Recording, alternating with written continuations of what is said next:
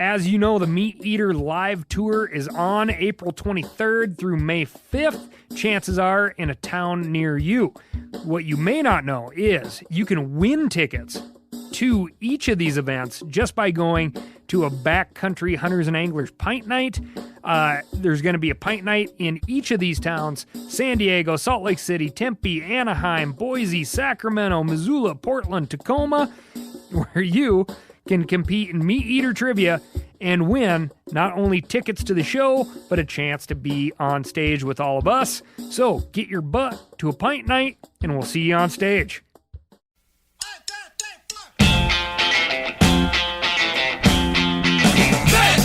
I think it's Kronkenstein.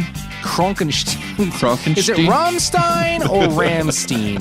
I said 3/4 of your body will be splashed. And he says, and what is the allocation of water to those 3/4 of my body? And before I was shown this modification, I was losing about 20% of the bites when I fished soft plastics. The follow-up, flaunting and boasting, just tells me you actually don't have a brain cell in your head. Good morning, degenerate anglers, and welcome to Bend, the podcast that loves two-stroke outboard fumes and the mildewy funk of live wells. I'm Joe Cermelli. I'm Miles Nolte, and I'm 100% on board with this. I totally agree with you. I would be. I realize neither of those smells are objectively pleasant. No. But both of them make me very happy. Yeah. Dude, smell memory is a real thing. It is. It is. And thank you for bringing that up, because it lets me say some geeky shit I learned recently. The olfactory bulb, which is the part of your brain that senses smell, sends information straight to the hippocampus, the part of your brain that turns information into memory. Smells play a huge role in memory making, especially the long-term memory. So this is weird, but I can actually recall the smells of fishing from 30 years ago far better than arguably more important things like family members' birthdays, which I'm terrible at remembering. I don't know why that is, but it's the smell thing. I can't smell birthdays. I can smell outboard fumes. Dude, no. I'm with you, and here's mine, right? My dad's old Plano tackle boxes, which as a kid, like I'd sneakily root around in all the time while he was at work and shit, had this weird, it was almost like this fresh mulch / sour milk smell. Do you know what I'm talking about? I wouldn't have described it that way, but yes, I think I know what you're talking about.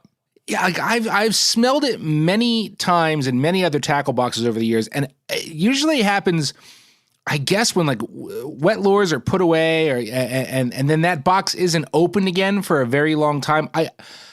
Someone once told me it has something to do with gases given off by the plastic lures getting trapped in the box, but that could be totally inaccurate. I don't really know the cause, but it's a vivid smell. It's a vivid smell. I don't think it's rust. I would buy the plastic over the rust. And like, to me, there's also this undercurrent of like power bait funk somewhere in there. Because there was always an errant piece of power bait that got stuck someplace in the box and left alone. Yes. But what I will say, though, it's like this is pre-power bait. So like, this is like my dad's boxes going back to the early 80s before all that. Yeah. So it's just like plugs and a couple bags of plastic worms. No, you're absolutely right. Pre-power bait, it still had that very specific. I don't know what that smell comes from, but I know the smell of an old tackle box being opened. That resonates with me, and I appreciate the fact that we share these things in common. And I'm gonna push a little further. I'm gonna just to see if we have something else in common. I'm gonna ask you a stupid question, and I realize before you even jump on me, I realize it's a stupid question because it doesn't have a definite answer. But I'm going to ask it anyway because I think it's just something that we need to talk about. I'm just curious to get your perspective. Do you consider fishing to be more art or science? Oh, God, that could not be more loaded. I know, I think I know where you're going with this, but before we go off on whatever tangent you have in mind, just brief pause to remind everyone that this podcast is geared up by 13 Fishing. Oh, right. Yes, that it is. And I can honestly say that 13 Fishing does a nice job of combining art and science into fishing here, because it's both effective and works on the water, does what it's got to do, and it's nice looking. It's aesthetically pleasing gear. Totally. This past shad season, I actually leaned on their Fate Steel line of steelhead rods hard during the shad run out here, and shad turn fast like Steely, so that extra length and softness combats these maneuvers nicely. Yeah. You also got the extra length to work through the seams and have a little bit more ability to move that line in the river. They were an excellent choice. Those do make very fine river steelheading rods, I can say. But I actually got to shad fish with you this season for the first time. And you did. They worked beautifully. It was great. Those fish pull. I was impressed. Yeah. Duly impressed. So we won't give too much away, okay? But just strong chance Miles was here to shoot an episode of B-Side Fishing with me for season 2 and taste those shad that he once claimed on this very show were delicious. With no personal experience at all. Exactly. Well, yeah. So what was the verdict? You will have to wait and see. Oh, so much I want to say here, but I'm not going to give anything away. You will all just have to go and watch that episode when it comes out. All will be revealed there. Anyway, we got sidetracked. So you asked me if I consider fishing more art or science, which is, as you said yourself, kind of a stupid question because it's both. So where are we going? Like, what are we really trying to get at here? That's fair. I left it open-ended because I was hoping you'd just kind of pick up the ball and roll with it and start saying some things. But I'm really curious to know, like, where you land in the spectrum of intuitive versus pattern-based fishing, right? I think that's really the more specifically what I'm trying to get at. I admit that for myself, I'm more of a science guy kind of when it comes to how I approach fishing. This is true. You know this. I have spreadsheets from every season that I guided, logging all kinds of different data, weather, water temperature, angler skill, what we fished, what worked, what didn't, how the bite changed throughout the day. And I still use that information. Like if I'm going to go fishing on Saturday, I'll go back through all those logs and I'll look at them and think, all right, what's the water temperature? What's the weather? And I'll try and use those previous experiences that I documented to help decide where I'm going to go and what I'm going to use. Sure. And I appreciate that. And I because I've had so many false starts with journals, it's not even funny, right? But I guess the way I'd sum it up is fishing to me is more art, but you can't like reach Da Vinci status without the science or some level of science. Like that's a good analogy. They have to go hand in hand. Like I know a lot of guys that just seem to have the touch, you know what I mean? The knack. They're just fishier. And none of them are keeping detailed logs. They just know how to work this lure or that fly a certain way in this scenario. But none of that matters if you don't have some understanding of the science behind your target. And I put myself into this category, I guess. Like I consider weather and temps and all that, but usually when I pick a lure or fly, it just feels right. Sometimes it is, sometimes it's not. But I tend to lean on my gut more than data. If I'm be honest, I've never been one of those guys that's just like inherently fishy. Like I consider myself a very good angler. I've fished a lot, but I'm not one of those people that just like, it just comes to me. Yeah. And I know there's no right or wrong. Like you're in good standing either way. Like I'm not making fun of that. No, I know. But it's a real thing within the fishing community. There are those people, and I'm not gonna lie, I part of me kind of hates them. They have this weird sixth sense where they're like, oh, I'm gonna use this and it's gonna work. I'm like, why did that work? And I've always wanted to be more that way. I wish I had more confidence in my intuition. It's not like I'm afraid to change up my program in the middle of a fishing trip. It's not working. It's not like I'm stuck on whatever preconceived idea I started with. But I usually do that based on something that I see, like some evidence that the bite might be shifting, or something that's going on that keys me in, like maybe I should try this. But it's always based on theory and conjecture. I'm just not one of those people that has some random harebrained idea pop in my head out of nowhere, and then that works.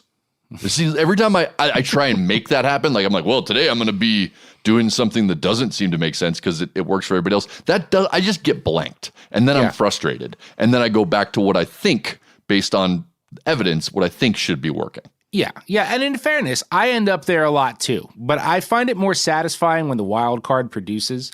Yeah. You know what I mean? Especially like on a really tough, shitty day. And when it happens, I suddenly could care less why.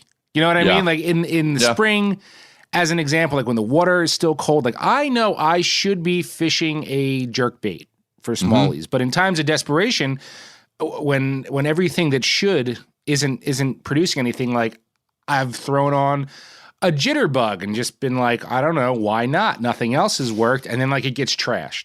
And with stuff like that, I feel like I'm not going to figure out why, and it may never happen again. So just enjoy it. Like, don't analyze it. No, I don't know why it happened. I agree. That's what I'm saying. Like, I wish I had that. Well, I'm just going to throw on the. I've tried the jitterbug analogy, and I end up being like, well, that didn't work either. That was stupid. And that's it usually doesn't. But every once in a while, it's like this water's 32 degrees, and he just came up and smoked that. That's nothing ever written in history about fishing says that should have happened. And your point is good because you have to try those ideas for them to ever work. If you don't try them, and you don't try them with confidence, they never work. And that is where I struggle. And for example, my father was the opposite of me. He was 100% completely intuitive in the way that he approached fishing. That dude never read a fishing magazine or a book or a website in his life. Whatever decisions he made about what to fish or how to fish or where to catch, any fishing decision he ever made was never cluttered with any, like what you're supposed to do interference. Yeah. He just didn't have any of that. He wasn't knowledgeable in the classic sense. And he wasn't actually a very good angler, but he caught bigger fish than me almost all the time. And I just want to tell everybody, I'm not saying anything that I wouldn't have and didn't say to his face. Like if he were here right now, I would say like, Dad, by the time I was 10, I was a far better fisherman than you. But like the fact that I was more skillful and informed didn't matter. He still caught the biggest fish, and it drove me nuts. Yeah. Well, I mean, I've been a better angler than my dad since I was born, I think. And he'll call me as soon as he hears this. Like as soon as he hears this, And he lit the fire, no doubt. He nurtured the flame, but then I used that flame to burn the city down. And he was like, I can't keep up with this fire.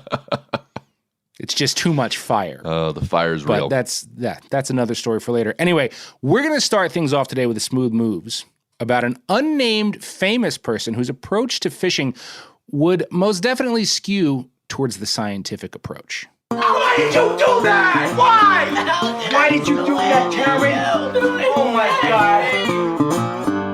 It is time again for Smooth Moves. You know, the part of the show where we call up people who make their money taking other people fishing, and we get them to tell the stories of some of the most ridiculous things they've ever seen while fishing with clients. Joining us today, our good friend, Hillary Hutchison. Hillary, how's it going? Hey, how's it going? Good. It's all about the stories. It is. And in that spirit, like the purpose of this segment is to bring everyone out there into that guide shack for a little bit of those complaining sessions. All right. So Hillary, with that tee up, what did you bring for us today? Well, so many of us who guide in Montana end up taking celebrities. You get anything from like a pro football coach to an actress to, whatever. At some level, it's going to be somebody who has all of the money and all of the fame and fortune and all of the power. It's like a space-time continuum vortex of weirdness. And that was this particular day. And it kind of starts by, they're so famous that we had 3 boats of security with this person. I'm not mentioning this person's name, but he was late. And at the last second decided to switch from a fly fishing trip to a whitewater rafting trip. And so, like I said, they're late, real late. It was like 7 p.m. In July. We're supposed to put on at like 4 or 5. And wow. Yeah, so the first thing I say, because I've got some snacks, we're all waiting at the put-in. And so I've got some snacks. And so I say to, super famous, rich, powerful person, are you hungry? And he is terror-stricken in his face. Like he goes white, like he's not sure. And he looks at one of his handlers and he says, am I hungry? Oh my gosh. And they say, no. And he looks at me, he goes, oh yeah, we just ate. That's why we're late. Like, that's right. Of course it is. So then we start walking down to the raft and we go to get in. And I kind of say, okay, like kind of watch your step, get in here. And he says, now, will I be splashed on this trip? And I said, well, yeah, so hopefully they've told you it's a whitewater rafting trip. So you're going to be splashed. And he says, well, what proportions of my body will be splashed? Okay, I got to cut in because I so badly want all you people to know who we're talking about, but we promise not to do that. But this is just reaffirming that this person, as far as I'm concerned, is actually a robot, not human. He is a cyborg. But also If that helps you. remarkable. But also, let's keep in mind, like, you don't get to the level that he's at without being some sort of superhuman. So there you go. And he says, what proportions of my body will be splashed? And I don't know how or why. I just kept cool with that. But I said 3/4 of your body will be splashed. And he says, and what is the allocation of water to those 3/4 of my body? Yes. What? So I said, I believe you will be evenly splashed along the left side of your body since you're on the front left side. And I feel that you will be periodically splashed on the right-hand side of your body. And he nods like that's a normal thing we put in the brochure. That's totally normal. So we get on the boat and we go, he's great listener, really trying super hard at the paddling, very much present and kind of there, and is looking around at the beautiful surroundings here that we have in the crown of the continent. And so he says, this is nice. And I say, well, isn't it amazing? I say, this is yours. This is your public lands. And I, at this point, see this opportunity because this is the kind of person who we want to understand that this is our shared environment. These are our public lands. Here we are, 2.5 million acres of wilderness between the Bob Marshall Wilderness and the Great Bear Wilderness, Scapegoat Wilderness, and Glacier National Park. Here we are. And I tell him, this is your land. This is your land. And he sits up straight and looks over to one of the boats of his security and handlers and says, do I own this? And I'm thinking, oh, goodness, I think he thinks he personally owns it. Because I just told him, this is your land. You own this. I told him that. This is yours. And he says, is this mine? And he asks them, is this mine? And I say, well, and they're looking at each other like, I don't know, maybe it is. Maybe, we'll check. We'll find out right away, sir. Maybe we bought this. I'm not sure. And so I have to clarify, and we have a public lands lesson, and we talk about this, and I kind of even get into this is Native American land, this is history lesson. We get super, super deep in it. And it was remarkable to see somebody learn about their public lands like that. And he listened. It was remarkable that he listened. He listened, and I could tell he was putting it somewhere. I don't know exactly where or if there's room up there for it, but it seemed that he was kind of filing it away, which I really appreciated. And then I'll end by telling you that one of our other guides had an internship at NASA, his lifelong goal. He's this young kid, super young kid, internship at NASA. And famous, powerful person said, well, I don't know, you shouldn't go work for the government. You got to work for private sector. You got to work for the private sector. It got so tense that I said, oh, Caden, this guy, I'm like, oh, buddy, no, don't worry. No matter how rich and famous and powerful you get, all roads lead back to Glacier. You could just end up being a fishing bum for the rest of your life. And rich, famous, powerful person looks at him and says, Caden, don't listen to her. That's just her. You can be whatever you want to be if you put your mind to it. I'm sorry, but to me, it feels mean that we're not telling people who that was about. No, we promised. I know. We are beholden, sworn not to reveal the identity. And the person in question here could crush us. He could erase us from the planet with one keystroke. So we're not taking that chance. Yeah, I know. You're right. We'll drop it. I got to say, though, while I love that story and I found it a fascinating portrait of a person whose brain just works differently than my own, it wasn't really a fishing story. He didn't ever really go fishing. That's true. He was supposed to, but he changed it up. But Hillary is a fishing guide, and that's the purpose of that segment. So I think it still fits, kind of like the book that I'm about to describe this week. Right. That's right. You've got a freaking Philistine segment this week where you're going to try and convince all of us to read a book that has nothing to do with fishing at all. Good luck with that. What's a Philistine? It's a guy who doesn't care about books or interesting films and things. Then I'm a Philistine. Quick disclaimer. Why Fish Don't Exist by Lulu Miller is not a book about fishing. But it is about fish. Kinda. It's also about the desperate impulse to identify patterns and impose order on the world around us, our collective need to construct a coherent framework on the human experience so that we can feel some sense of comfort and control. Anglers, like scientists, don't just want to know that something works. We want to know why. We need narratives based on our experience to explain natural phenomena and resist chaos. Anglers, in my experience, detest chaos. And in that way, at least, Lulu Miller is one of us. Miller's first page states, quote, "It's not if, it's when. Chaos is the only sure thing in this world, the master that rules us all. My scientist father taught me early on that there is no escaping the second law of thermodynamics. Entropy is only growing. It can never be diminished, no matter what we do." Miller goes on to explain she was indoctrinated into this truth at the age of 7.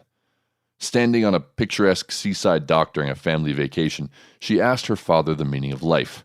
He responded, "Nothing." Chaos, he informed her, was our only ruler. This massive swirl of dumb forces was what made us, accidentally, and would destroy us imminently. "As special as you might feel," he told his young daughter, "you are no different than an ant. A bit bigger, maybe, but no more significant." Miller describes her father as, quote, "a lively man who studies ions, the particles that carry the electricity that powers all life, heartbeat, lightning, even thought itself. He doesn't use seatbelts or return addresses, drinks copious amounts of beer, and enters the water whenever possible with the belliest of flops. He seems to permit himself just one lie to constrain his otherwise voracious hedonism, to form a kind of moral code. While other people don't matter either. Treat them like they do. What could be a grim reality has instead pumped his life full of vigor, has made him live big and good." But that vacuous truth affected Miller differently than her father. For a smart child with an overactive mind who might skew toward narcissism, the terrifying truth of her own insignificance landed heavily. And its ripples sculpted the trajectory of her life. This book traces the peaks and troughs of those ripples and the unexpected people, discoveries, tragedies, and joys to which their nihilistic force pushes the author. One of her primary discoveries is a man named David Starr Jordan. Jordan was arguably the most important ichthyologist of all time. He and his crew discovered, named, and classified more fish species than anyone else in history. He was the founding president of Stanford University. He was also a staunch and outspoken pacifist at a time when that wasn't really a thing, and a leading American proponent of the eugenics movement, but we'll get into that later. Miller was attracted to Jordan because, as she says, quote, "it was his day job to fight chaos. He was a taxonomist, the kind of scientist charged with bringing order to the chaos of the earth by uncovering the shape of the great tree of life. His specialty was fish, and he spent his days sailing the globe in search of new species. He and his crew would eventually discover a full 1/5 of the fish known to man in his day. By the 1,000, he reeled in new species, dreaming up names for them, punching those names into shiny tin tags. In Jordan, Miller hoped to discover the secret to finding peace in a world ruled by chaos. So she embarked on her own journey. Only instead of discovering and cataloging the world's fish, she set out to learn everything she could about the man. Along the way, Miller's fascination and faith in Jordan becomes nearly tidal, sometimes flooding inland, other times receding to bare mud, like when she discovers his role in the American eugenics movement. Without getting too far afield here, eugenics was a fringe belief coined in the late 19th century by a British scientist who theorized that the forces of evolution could be manipulated to select for a master race of humans by breeding out traits he incorrectly believed to be associated with blood. Poverty, criminality, illiteracy, feeble-mindedness, promiscuity, and more. This grossly misguided concept gained traction in some circles of biological study and was one of the primary justifications for the Holocaust, as well as lots of other terrible atrocities. Point being, Jordan's association with this movement tarnished some of his shine in Miller's eyes. Worst of all, Jordan suffered no repercussions for his vociferous championing of racist pseudoscience during his lifetime. he got off scot-free. The legacy of his life's work, cataloging so many of the world's fishes, however, was not so lucky. I'll let Miller take it from here on out. What David Starr Jordan set in motion by practicing the art of taxonomy, by following Darwin's advice to sort creatures by evolutionary closeness, led to a fateful discovery. In the 1980s, taxonomists realized that fish, as a legitimate category of creature, do not exist. Birds exist, mammals exist, amphibians exist, but fish, in particular, do not exist. Down in the water beneath their costumes of scales exist all kinds of creatures. There are Sarcopterygiae, the lungfish, and the coelacanths, our evolutionary cousins in a sense, mermaids with lungs on top, tails down low. Then, across some huge evolutionary divide, are the Actinopterygiae, salmon, bass, trout, eels, gar. Though they appear like twins of the Sarcopterygiae, slimy and scaly and fishy as can be, on the inside, they are a world apart. Then you've got the sharks and rays, the chondrichthyes, as they are called, a puzzling group. In their smooth skin and voluptuous bodies, I always thought I recognized a closeness to mammals, but it turns out they are even further from us than the scaly trout and eels, much older evolutionarily. The category fish hides all of this, hides nuance, discounts intelligence. It gerrymanders close cousins away from us, creating a false sense of separation to preserve our spot at the top of an imaginary ladder. Dude, quit with my head and everybody else's head. If fish don't exist, then like what the hell have I been out catching lately? If there are no fish, how can there be fishing? Were you listening, Joe? Did you listen to anything that I just said? Yes. Mostly. Yes, you're right. There are creatures that live in water and we catch them and call them fish. No one, in fact, is arguing the physical existence of bass or stripers, but the concept of fish, the way we look at fish as one singular and related type of life, is not supported by scientific evidence. I get it. It's a mind bender and it poses some semantic problems for the term fishing, but that's not really the point. The point is that book changed the way that I think about fish and also eugenics. Yeah. I don't know, man. I prefer to keep eugenics out of my fishing. But hopefully one of us found a story this week that can change the way our listeners think about fish, which means it's time for fish news. Fish news! That escalated quickly. Hey, so before we dive headlong into those current events, here's an important message in case you missed it in my social media or Meat Eater's social media this week.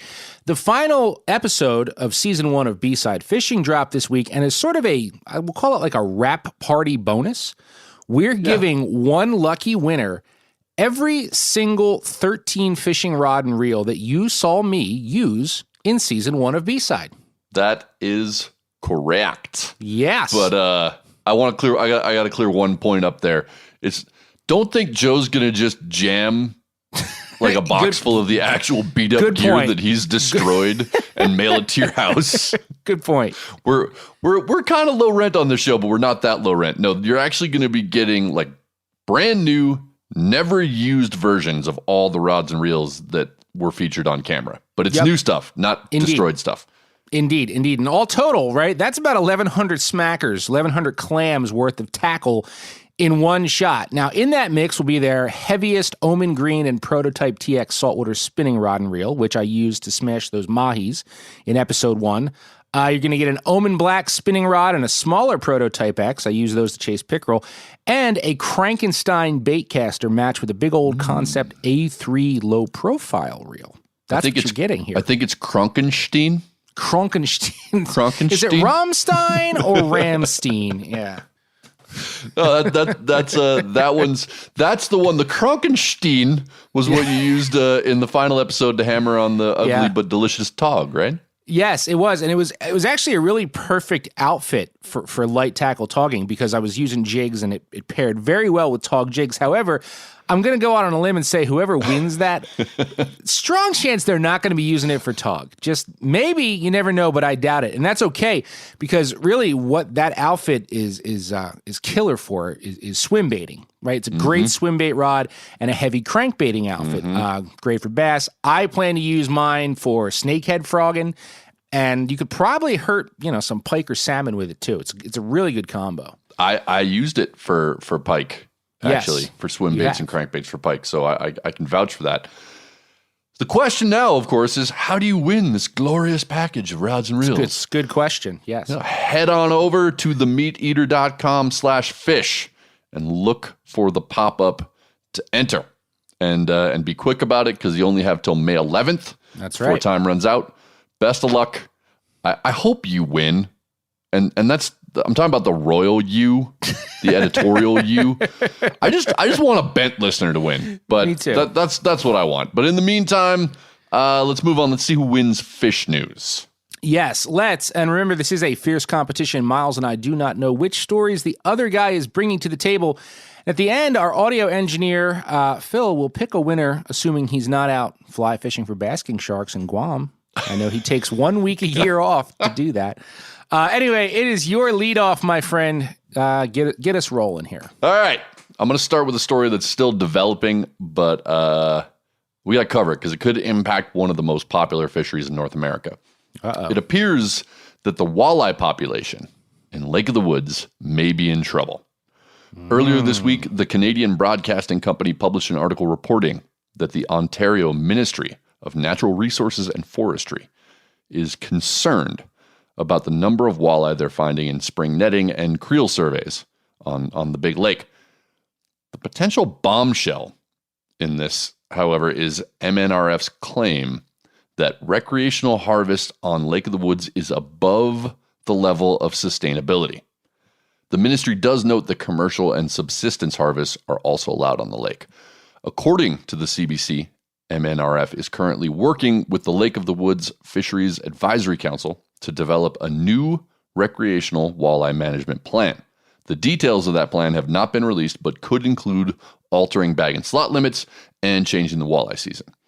The group is hoping to have new regulations in effect for January 1st of next year. So that's what I found reported on the CBC, which is a source that I know and can kind of vouch for. Sure. But an article in the local Ontario newspaper, the Kenora Miner, goes a little further. According to the Miner, Lake of the Woods is the most at-risk inland fishery in Ontario, both in terms of likelihood of collapse and the resulting socioeconomic impact if the fishery does collapse. The Miner quotes MNRF as saying that the walleye population is approximately half of what is needed to sustainably support current levels of harvest. And that's a huge fish deficit. If you're familiar with Lake of the Woods, you get why this is a big deal, right? Lake of the Woods is one of the premier walleye fishing lakes in the world. And it ain't small. It's a big body of water. Yeah. And people in the upper Midwest are kind of insane when it comes to walleye. Lake of the Woods is super unique. It straddles the U.S.-Canada border and a provincial border in Canada. So it's jointly managed by fisheries departments in Minnesota, Manitoba, and Ontario. Manning any world-class and extremely popular recreational harvest fishery is complicated and difficult, but trying to juggle that management between 3 different agencies makes the task even more complex. So far, Ontario is the only one of the 3 to publicly address this issue, despite the fact that they're all, theoretically dealing with the same population of fish. In fact, Minnesota's DNR reports that the walleye population is just slightly below average.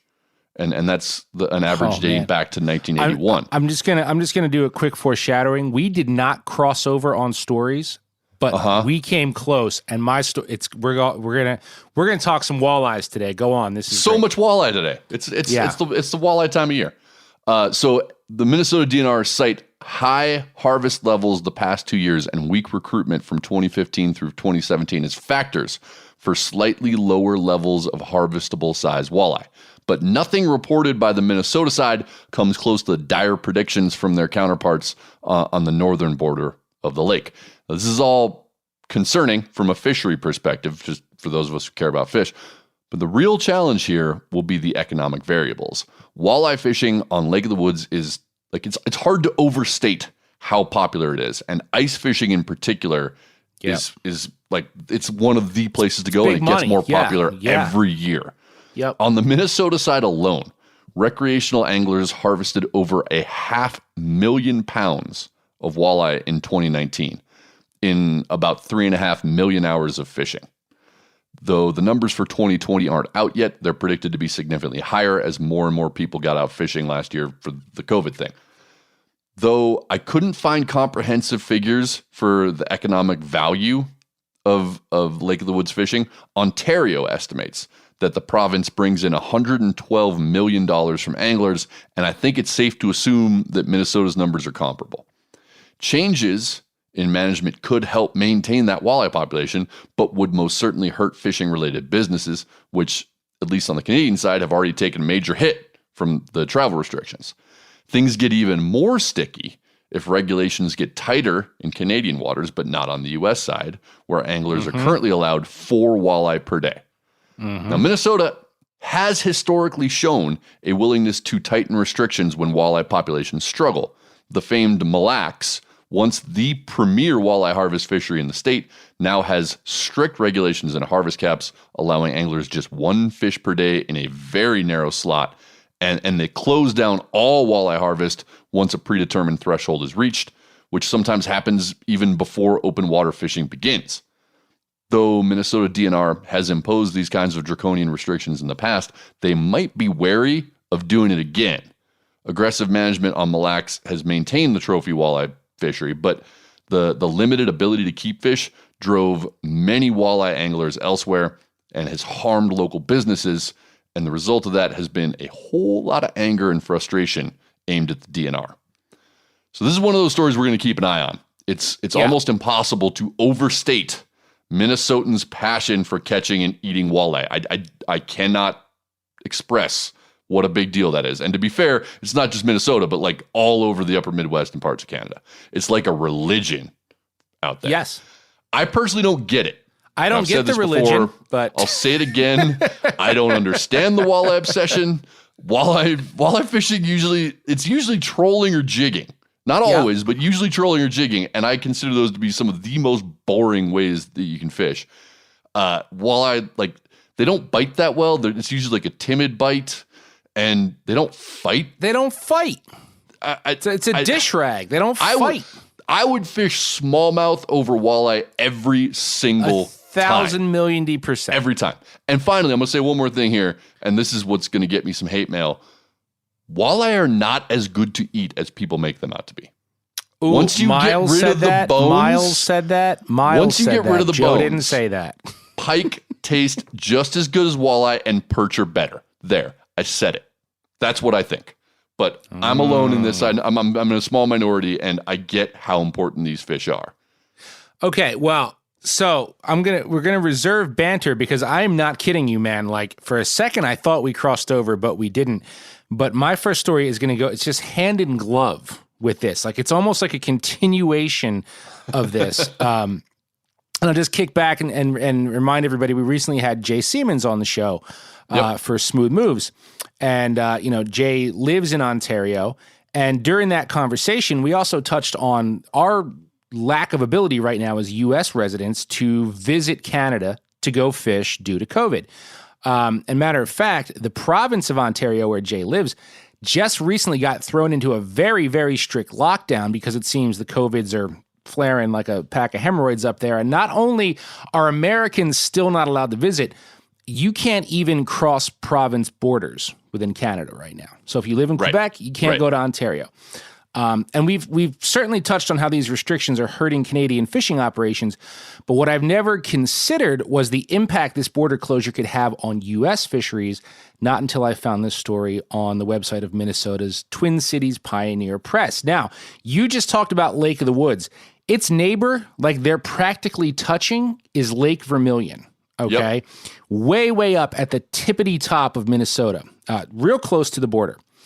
And according to this story, all the folks and there are lots and lots of them, that made an annual trek to Canada to fish are trying to maintain that Northwoods experience despite those border closures and inability to visit their, favorite Canadian lodge.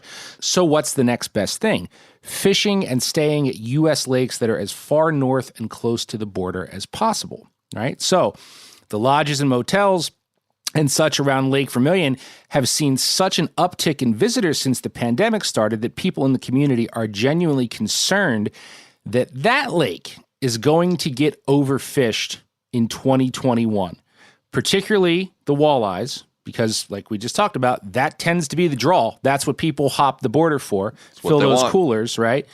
But with the border closed, now the pressure is not being evenly distributed throughout all these different lakes people would travel to. And keep in mind, this is just about Vermilion. You just talked about Lake of the Woods. I'm sure this is happening in other lakes across the country, right? I'm sure it is. Yeah. So the current walleye limit at Vermilion is 4 walleyes under 20 inches and 1 over 26 inches per day. Those are the state regs.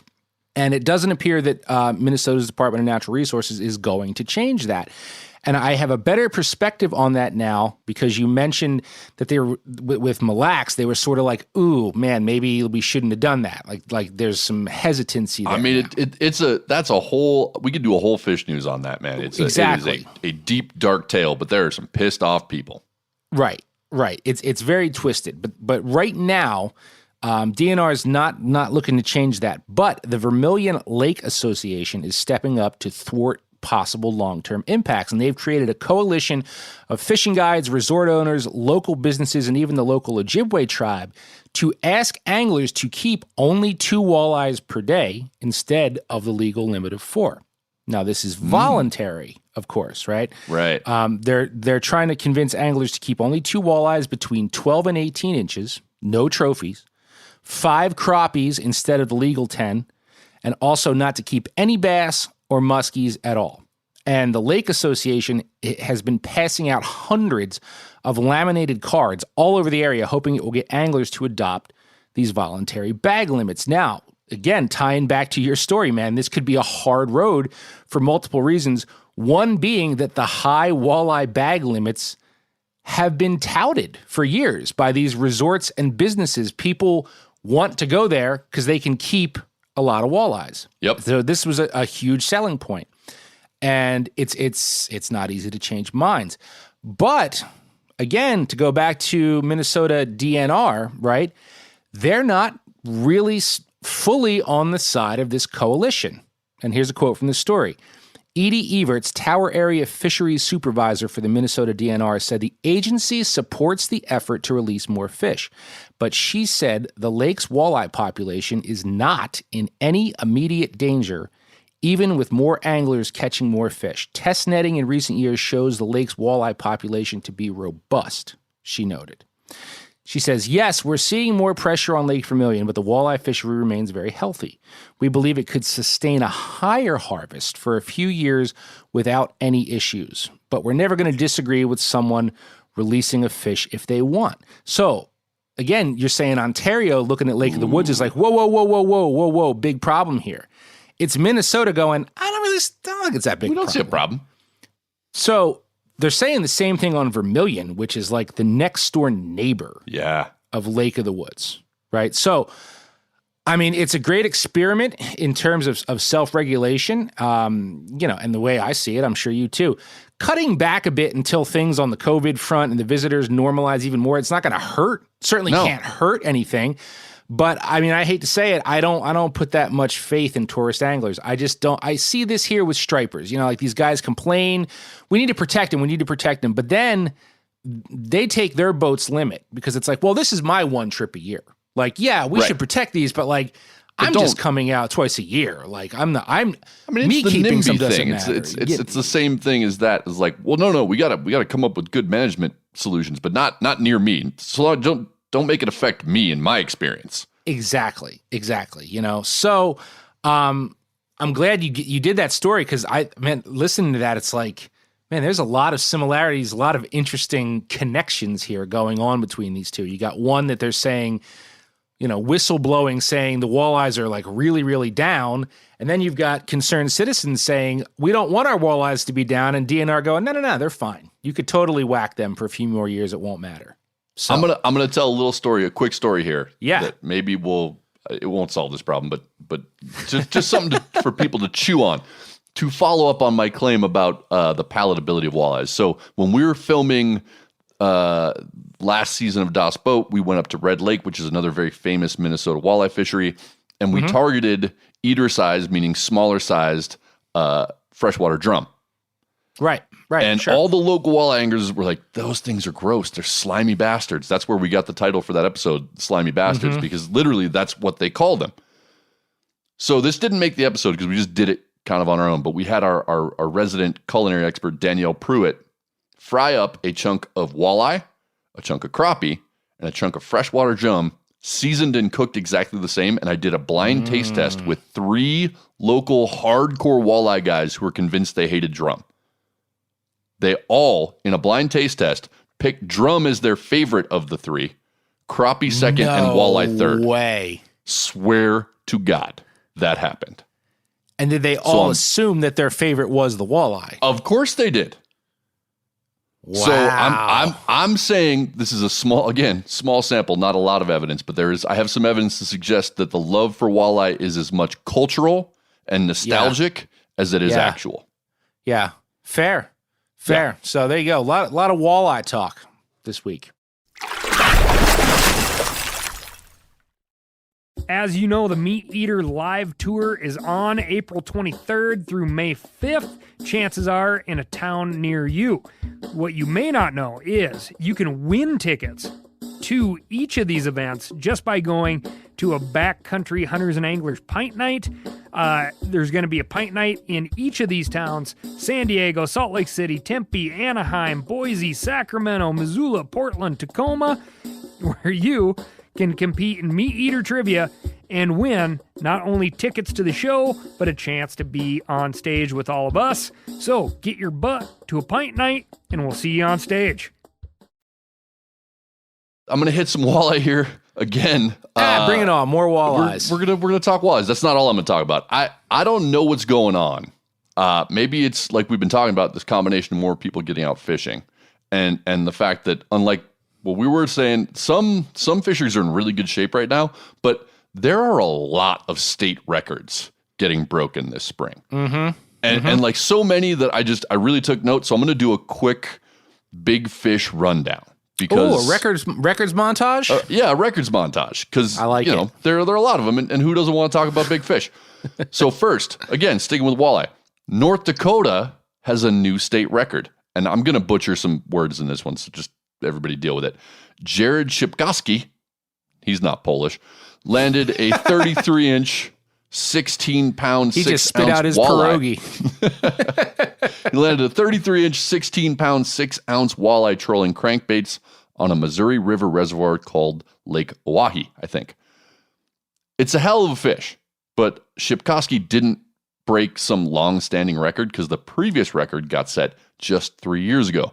In fact, the Missouri River system, unlike Lake of the Woods, seems to be producing an incredibly healthy walleye population these days. Before 2018, the state high mark for walleye had stood since 1959. But in the past 4 years, at least 6 fish over 15 pounds have been caught. So the state went 60 years without seeing a 15-pounder. And now they're coming at least one every single year. And that to me is a sign of super successful management. So if you completely disagree with me and you love walleye, maybe go to North Dakota instead of Lake of the Woods. Just a thought. Oh, there you go. Next, we're gonna cross one border to the west into my home state of Montana. Montana's not really known for largemouth bass. Oh, I saw this. I was thinking, man, they have them there? We're more of a cold water fishery destination. But Brandon Wright set a new state record this month with a 22.5-inch, 9.5-pound largie from a Treasure State lake. I realize a fish that size is like standard for warmer parts of the country, but that's a freakishly big. That's a freakishly big northern largemouth. That's huge. Yeah, I was going to say, no, you're wrong about that, dude. 9's big. I don't care where you are. I know. But I mean, if you're in Florida, like, it's big, but it's not newsworthy. It's just big. Well, no, but. And like, to give you guys a sense of how rare largemouth fishing is out here, that was the first largemouth bass Wright had ever caught in his life. And he caught it on a worm. So I'm guessing homeboy was targeting walleye, like he was just dunking a worm hoping to get some walleye, and he just ran into the state record green bass.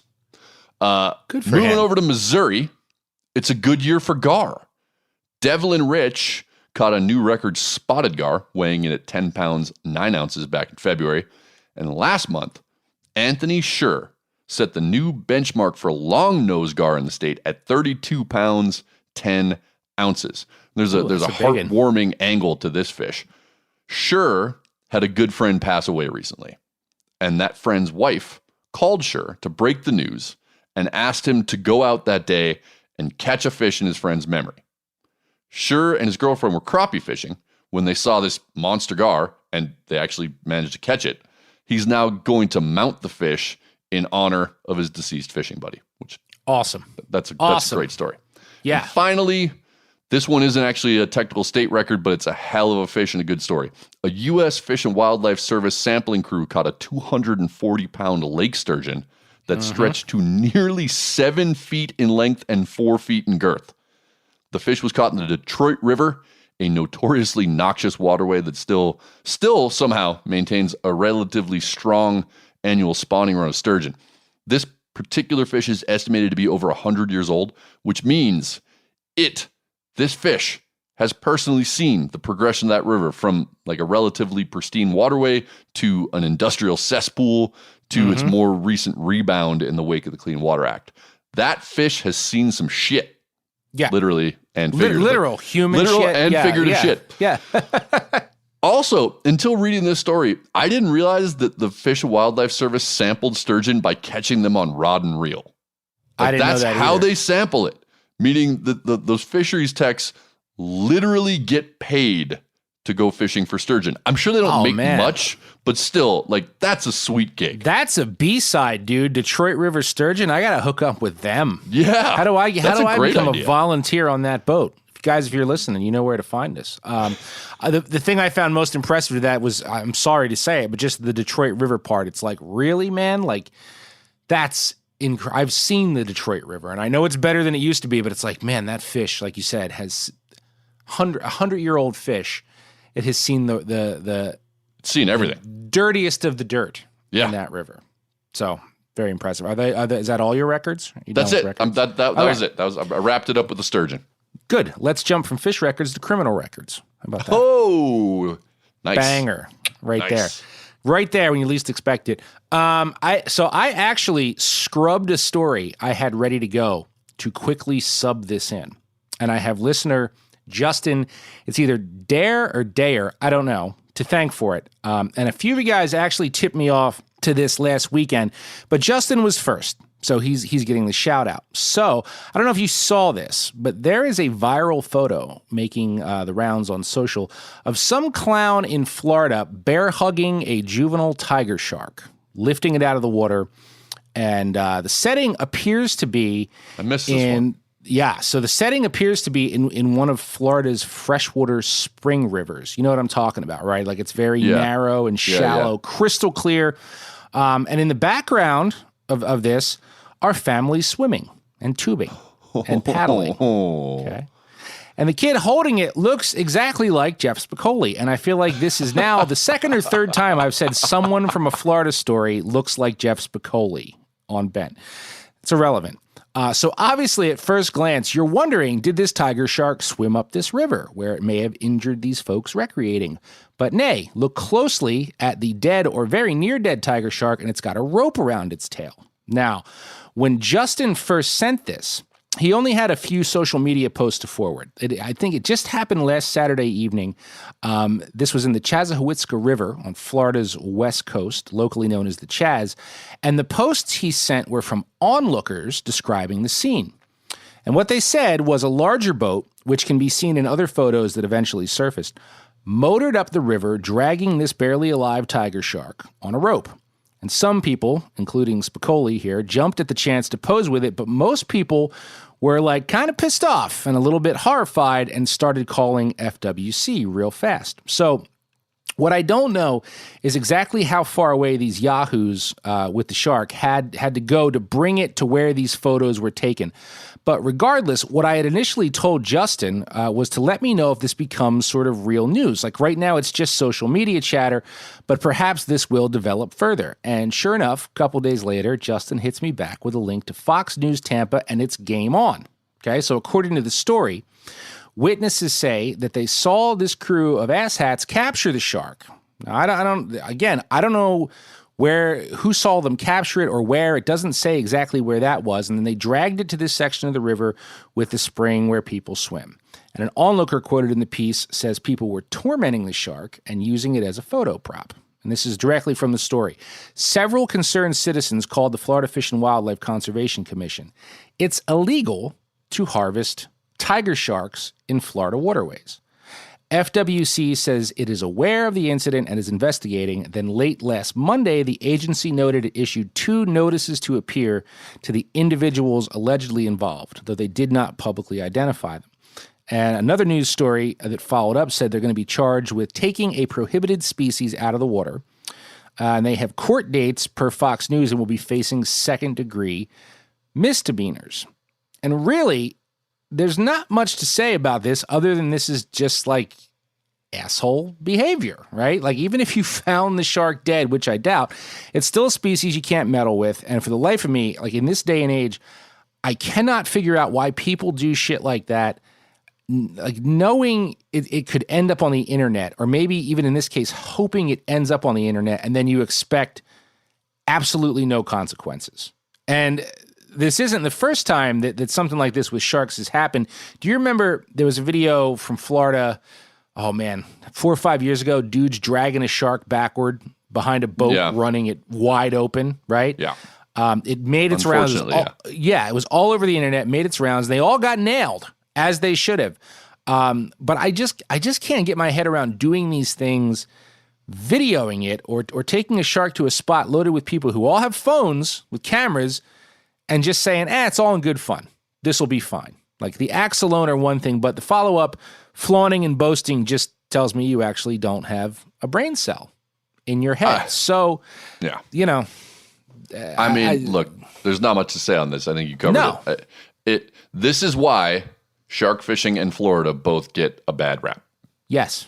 Because there are some very responsible shark fishermen in Florida. There are so many responsible shark, and there are so many stewards of the resource and great anglers in Florida, but you don't hear much about them. You hear about this kind of stupidity. This shit. Yeah, exactly. Exactly. I have very good friends down there who do the land-based shark fishing thing very responsibly. You know, they leave no footprint, leave no trash. They do it at night. They don't do it on public beaches, but it's this kind of stuff that ruins the reputation, you know, that shark fishing has left, that it's hanging on to. So we'll see. More might develop there, but Justin, I do appreciate that. As promised, man, you sent the news piece, and I made it news. So we'll see what Phil has to say about all this. See where his heart lies in this whole deal. He's got a tough one to figure out this week. I don't envy Phil. He does. And then when we're done with that, we're gonna have a tackle hack from our bud Mike Iaconelli that will help you stick more walleyes, or perhaps a state record. Guys, you called it already. This one was neck and neck. And I think I'm just going to give the week to Joe because I don't think he's won in a while and I feel kind of bad for him. So, Joe, you're the winner. The walleye is kind of a funny fish because I don't even think I had heard of a walleye until I met my wife, who is from Minnesota.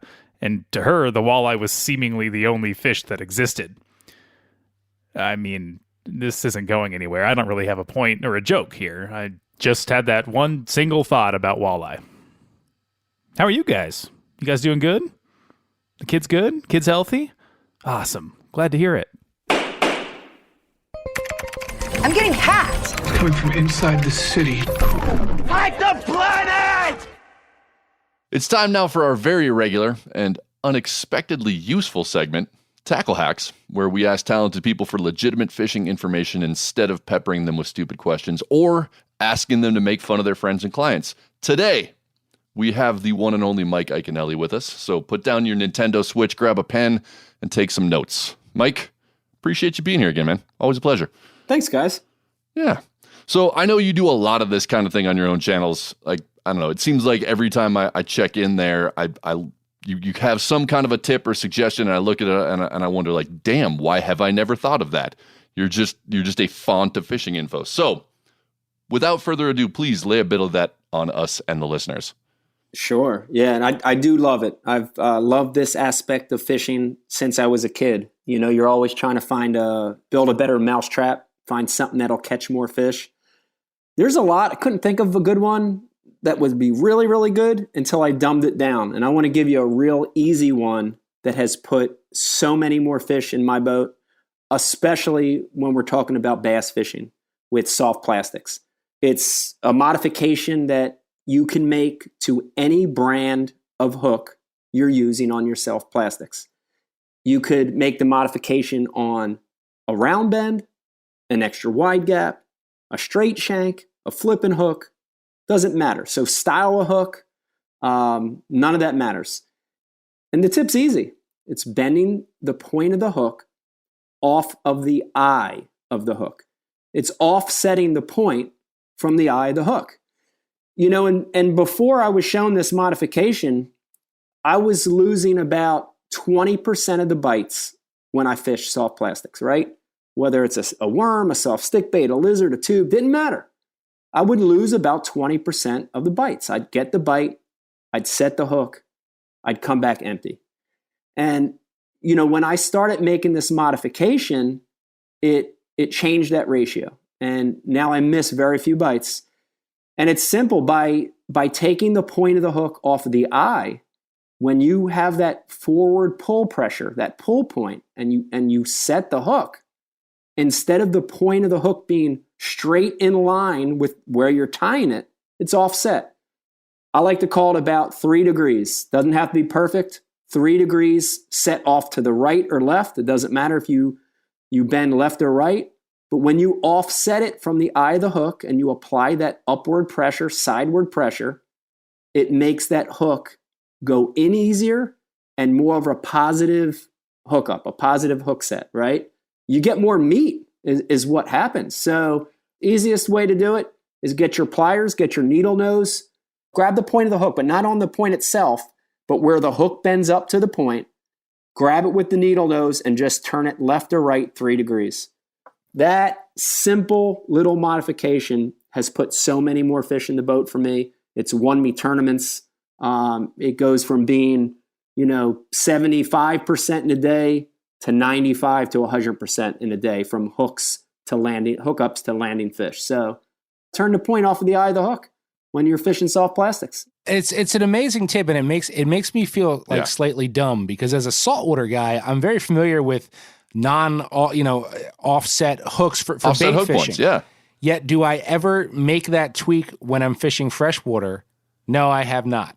And why? See, I've done it, but I've never done it with soft plastics. And so I'm definitely going to start doing that now. That absolutely makes sense. Why wouldn't that make sense? The offset works. It ups your hook set ratio in so many other places. Why wouldn't it work here? Yeah. It's a good one. It's helped me catch a lot more fish. And I got to work with VMC, and all VMC hooks that are Ike approved have the 3 degree offset right out of the pack, which is nice too.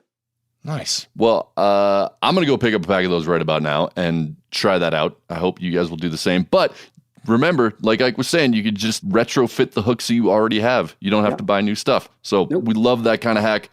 This is exactly, we're going to lose our reputation as being a totally useless fishing podcast if we keep doing stuff like this. But I very much appreciate you coming on and sharing that little nugget with us. Thanks a lot, Ike. Take care, man. Thanks, guys. Come on, man. We're not a completely useless fishing podcast. Not completely. That was kind of harsh. It was. You're right. Harsh. But we led off the show with a story about a guide trip that had no fishing, and then reviewed a book by an author who may never have fished a day in her life. So while I agree that this podcast is far from useless, I think it's safe to say that our insights extend beyond the confines of fishing. Yeah, that's fair. But also, come on, that was a legitimately useful tackle hack. I just will add one caveat. Okay, this is a great tip, but if you partake in a fishery that requires circle hooks when hucking bait, just check your regs before you bend them out, because sometimes inline in that scenario is the law. Otherwise, killer tip. That's a good call. And it's timely because some of those regs are going in now and changing. So heads up on that one for those of you who fish circle hooks and bait. But in most situations, I think we can agree Ike's tackle hack is a good call. Totally. And we are grateful to him for sharing it. So thanks, Ike. And I believe you were about to give us a suggestion for a particular lure you might use that hack on the next time you go fishing. And also one you consider to be one of your Hail Mary try it out baits. Fishy, fishy, fishy, fishy! Oh, that's not loud enough, Bert. Are you into blade baits? For as long as I can remember, blade baits are just something I've kind of had kicking around. There's probably one buried under all the jerk baits in one of my jerk bait trays right now. There could be one hanging out with my chatterbaits or jigs. Honestly, I can't remember the last time I threw one, because for me, a blade bait has always been a Hail Mary lure. Now, listen, I understand that some of you are upset right now. And I never said a blade bait wasn't productive. I never said it didn't catch fish. I'm well aware of its potency, having interviewed dozens of guides over the years that practically live and die by the things. But most of them are walleye guys, which I am not. So that's one less use I personally have for blade baits. I'm also fully aware that they crush on ice-out smallmouths on many northern lakes. But once again, I don't do much ice-out smallie fishing on lakes.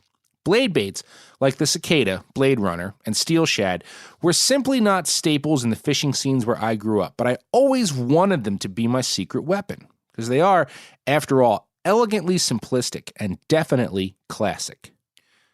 To the best of my research, it all started with the Hedden sonar, which the company introduced in 1959. Blade bait designs vary slightly, but they all share characteristics of the OG sonar. In essence, the lure is nothing more than a small cigar-shaped hunk of lead with a huge metal shark fin on its back. Viewed from the side, however, these two elements give the lure the profile of a baitfish like a shad. There's a double hook at the tip of the fin, which is technically the tail of the bait, and another double hook hanging under that lead belly. On the central spine of the fin are 3 to 5 line tie eyes that slightly alter the lure's action, depending on which one you tie off to. Blade baits are extremely versatile because they can be fished vertically or horizontally, and they were really one of the first subsurface lures that leaned into a fish's attraction to sound and ability to home in on vibration with their lateral lines. Now, no matter how you present a blade bait, it will shimmy back and forth like a rattlesnake's tail. The faster you jig or reel, the more pronounced the ripping, zipping vibrations it emits. This is why blade baits are so potent on the ice and right after ice out, because they can be gently finessed around sluggish fish. But it's often that short, abrupt zip off the bottom that gets a frosty, otherwise lockjawed bass or pike or walleye to take a swing. Knowing all of this about blade baits, I've tried to make them work for me over the years, mostly in some of the deep, dark holes on local smallmouth rivers. And I think another part of the reason why I never have more than one on me is because 9 times out of 10, when I do try to properly fish one in those deep, dark holes, I lose it. In my experience, heavy blade baits and rocky rivers don't play very well together. Blade baits, at least my blade baits, have zero ability to deflect off hard cover like a squirrel or slip between the boulders like a fluke. They just wedge like a doorstop. I break them off and go back to fishing something I have more confidence in. But then, on very rare occasions, a blade bait can do no wrong. For me, that's mostly in high, dirty water situations. It's usually a last-ditch effort after working through the arsenal and being at my wit's end that I'll spy that lonely blade bait and say, what the hell? Instead of letting it fall, I just huck the thing out there a mile and reel it back at lightning speed. And this doesn't work all the time, but I've turned around a few bronzeless days doing this. For the magic to happen, however, I'm convinced I have to rediscover the blade bait every single time. I swear, if I go out and tie it on right away, trying to recreate that success, it fails. I have to go through my entire bag first, at least 10 casts per lure, and then, maybe, the blade can save the day.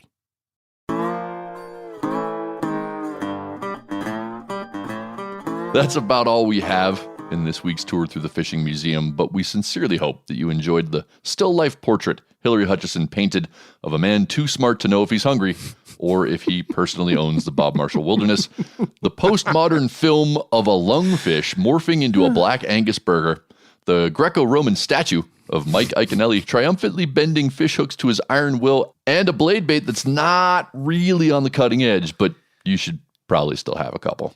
And if all of that was just a little too strange for you, write us and let us know at bent@themeateater.com. Also, if you haven't already, go to themeateater.com/fish and sign up for our Fishing Weekly newsletter. You'll get an email every Tuesday straight from me, updating you on all the art and science we pour into our fishing shows, articles, and news coverage. Plus, I'll write up weekly suggestions on what you should be listening to, watching, and reading. Then, over time, I'll start telling you what to wear as well, so you're all just clones of me.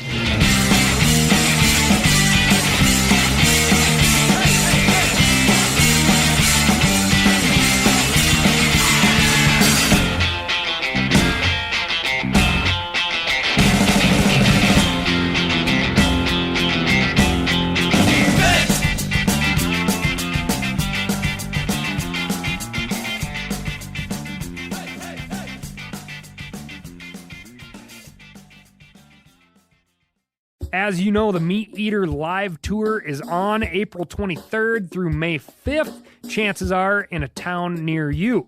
What you may not know is you can win tickets to each of these events just by going to a backcountry hunters and anglers pint night. There's going to be a pint night in each of these towns: San Diego, Salt Lake City, Tempe, Anaheim, Boise, Sacramento, Missoula, Portland, Tacoma, where you can compete in Meat Eater trivia and win not only tickets to the show, but a chance to be on stage with all of us. So get your butt to a pint night, and we'll see you on stage.